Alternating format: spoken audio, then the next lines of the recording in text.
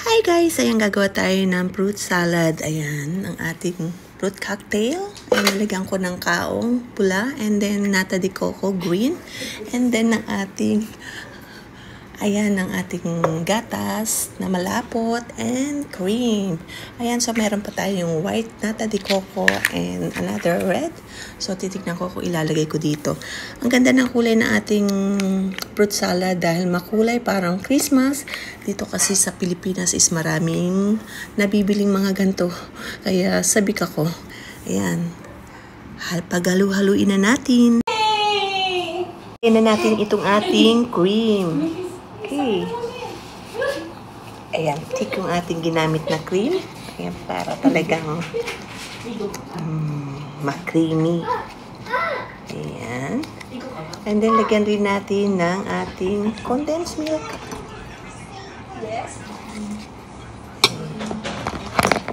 Ang sarap nito, guys. Ayan, ang ating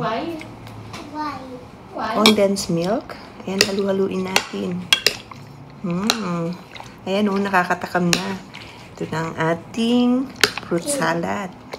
Super kulay. Super sarap. Yummy, yummy. Ayan. Malapit na. Ayan. Wow, ayan o. Ayan o, sarap nito. Look so yummy ang ating fruit salad. Ayan, dagdagan pa natin ng white nata de coco.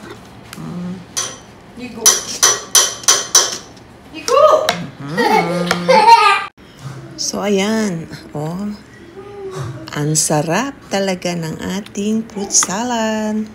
Ang sarap pang dessert. Ayan, kainan na. Very colorful, oh. Yummy. Ayan, masarap to pag malamig. Ayan, ilagay na natin sa refrigerator.